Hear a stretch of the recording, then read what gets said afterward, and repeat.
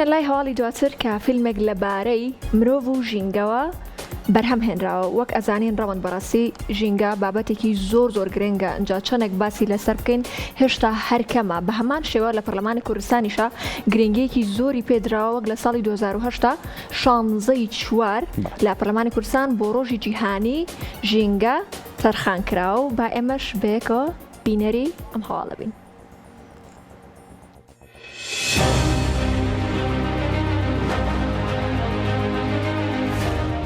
وەک نەریتێکی کار و چالاکی گروپی هونەری خێزان لە بوون و ڕۆژە جیهانیەکان فیلمی مرۆڤ و ژینگەیان بەرهەم هێناوە.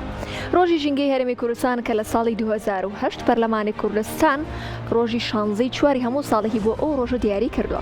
فیلمی مرۆڤ و ژینگە سیناریۆ دەرهێنانی ڕێبوار محەممەد و کامێرە و مۆنتاژی لەلایەن باوەڕ ڕەفیق بۆ ئەنجام درراوە. نزیکەی 20 ئەکتەر لەگەڵ کۆمەڵێک ژینگە پارێز بەشداری کردو و کاری وێنەگرتنی لە نێو شاری سلێمانی و شاخی گۆیژە و ئەزمەر و قەرەداغ بۆ ئەنجام درراوە. ماوەی فیلمەکە 27 خولەکە.